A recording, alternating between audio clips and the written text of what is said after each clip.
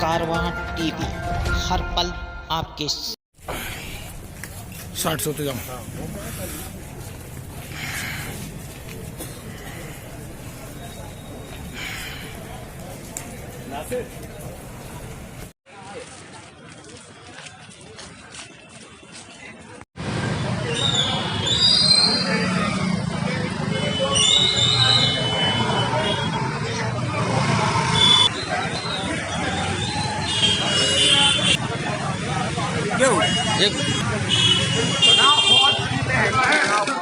किसका था बेटा?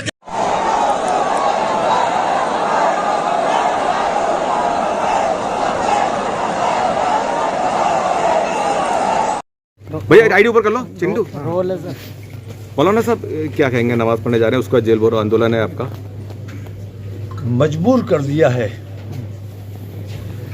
जो मुल्क में बदअमनी का माहौल बनाया हुआ है, जो नफरतों का माहौल बनाया हुआ है, बुलडोज़र की कार्रवाई। असल में हमारी ये जो गिरफ्तारी है वो हमारी अपनी तकलीफ़ कम है और इस बात की तकलीफ़ ज़्यादा है कि सुप्रीम कोर्ट इन तमाम बेईमानियों के ख़िलाफ़ कोई संज्ञान नहीं ले रहा है।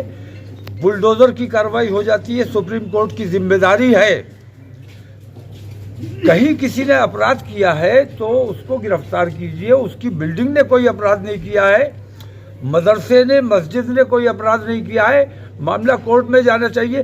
तो कोर्ट के अधिकारों का हनन हो रहा है और पुलिस बेईमानी करके सरकार के दबाव में ये सब उल्टे सीधे काम कर रही है और मुल्क का माहौल बिगाड़ने का काम कर रही है।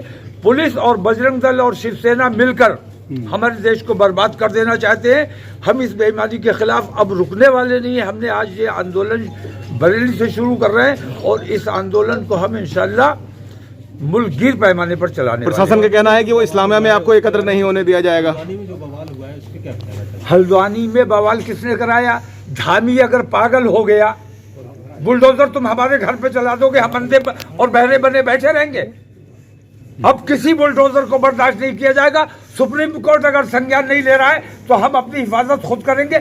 हमें कानूनी अधिकार है, अगर हमारे ऊपर कोई हमलावर होता है तो हम उसको जान से मार दें, यह हमें कानूनी अधिकार है। आज आप निकल रहे हैं, आज किस तरीके से, अभी आपका क्या प्लान है? आज आप घर से निकल रहे हैं इसमें? मैं अभी नमाज पढ़ने जा रहा हूँ, उसके बाद मैं इन संवैधानिक तरीके से, अमन पसंद तरीके से मैं गिरफ्तारी देना चाहता हूँ, क्योंकि मैं किसी के सामने अपनी शिकायत रख नहीं सकता।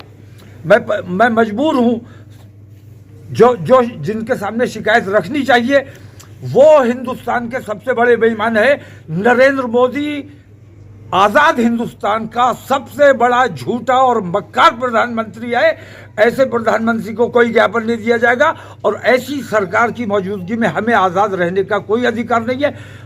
तमाम मुसलमान, हिंदुस्तान भर के मुसलमान इंशाल्लाह गिरफ्तारी देंगे। प्रशासन का कहना है कि इस्लामिया में आपको नहीं दिया जाएगा। यूनिफॉर्म सिविल कोड को लेकर क्या कहेंगे? जो यूनिफॉर्म सिविल कोड लागू है भारतीय जनता पार्टी के दौर से नहीं, इससे पहले से मुस्लिम पर्सनल लॉ जब मौजूद है कोर्ट में, एक कानून मौजूद है, इसके बावजूद हमारे जितने मसाइल कोर्ट में जाते हैं वो यूसीसी के तहत तय होते हैं, पर्सनल लॉ के तहत तय नहीं होते हैं। और फिर यूनिफॉर्म सिविल कोड रहा कहाँ जब आपने उसमें से कुछ को मुस्तस्ना कर दिया, कुछ को छोड़ दिया, इसका मतलब यूनिफॉर्म नहीं रहा।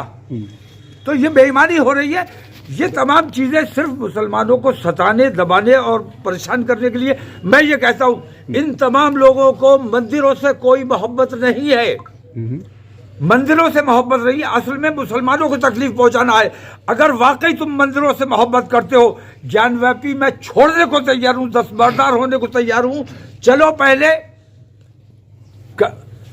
चाइना तुम्हारे कहा कितना कब्जा कर लिया है। कैलाश मानसरोवर चाइना के बाप की जागीर रही है, हिंदुस्तान का है और हमारे दौरे हुकूमत में हमने हिंदुओं को वो सौंपा था। कैलाश मानसरोवर, आप विश्व शक्ति बने हुए कैलाश मानसरोवर, अगर वाकई तुम हिंदुत्व की बात करते हो और मंदिरों की बात करते हो तो मुसलमान कमजोर है, उस पर बुलडोजर चला के उसकी मस्जिदें तोड़ दोगे। अगर तुम ईमानदार हो अपने मंदिर के लिए, अपने हिंदुत्व के लिए, मैं तुम्हारे साथ चलने को तैयार हूं। चाइना से पहले कैलाश मानसरोवर को आजाद कराइए, मैं ज्ञानव्यापी से दस्तबरदार होने को तैयार अच्छा हूं। मोहन साहब क्या कहेंगे मुख्यमंत्री योगी आदित्यनाथ मुसलमानों को मत दबाओ, मुसलमानों से दुश्मनी मत करो। मुसलमानों से जो दुश्मनी कर रहा मुख्यमंत्री योगी है आदित्यनाथ ने वो देशद्रोही है, वो सब बेईमान है। मुख्यमंत्री योगी सारे के सारे बेईमान है। एक सवाल और सुन लीजिए। मुख्यमंत्री योगी आदित्यनाथ ने कहा है कि मौलाना तौकीर रजा को क्या वापस भेजा गया है घर? उनको वापस घर भेज दिया गया है। हाँ। और किसी तरह की शांति व्यवस्था की कोई दिक्कत नहीं है जी। और जिस तरह से आप लोगों ने फुल प्रूफ प्लानिंग की थी, जिस तरह से कई लेयर्स की सिक्योरिटी लगाई गई थी, कई लेयर्स की सिक्योरिटी का ही नतीजा है कि शांतिपूर्ण ढंग से जुमे की नमाज भी संपन्न हुई। तौकीर रजा भी लगातार बैरिकेडिंग को क्रॉस करने की कोशिश कर रहे थे। इस एक बैरिकेडिंग को क्रॉस करने की कोशिश करते नहीं सफल हो पाए तो दूसरी बैरिकेडिंग को क्रॉस करने की कोशिश कर रहे थे। क्या कहना चाहेंगे, कैसे आप लोगों ने प्लान किया था इस पूरे ऑपरेशन का? हाँ, इसकी तैयारी काफ़ी दिन से चल रही थी। पर्याप्त मात्रा में PSC और पुलिस को लगाया गया था। सेक्टर स्कीम लागू की गई थी। इसी वजह से शांति व्यवस्था कायम रही और मौलाना तौकीर रजा को रोक के उनको वापस घर कर दिया गया। अब पूरी तरह से शांति व्यवस्था कायम है। सर, गिरफ्तारी की बात कही गई थी, क्या उनके तरफ से कोई गिरफ्तारी भी आप लोग करेंगे या डिटेंशन की बात? उनको रोका गया था, उसके बाद समझा बुझा के उनको वापस कर दिया गया। बराबर लगा थी भैया, बस रोल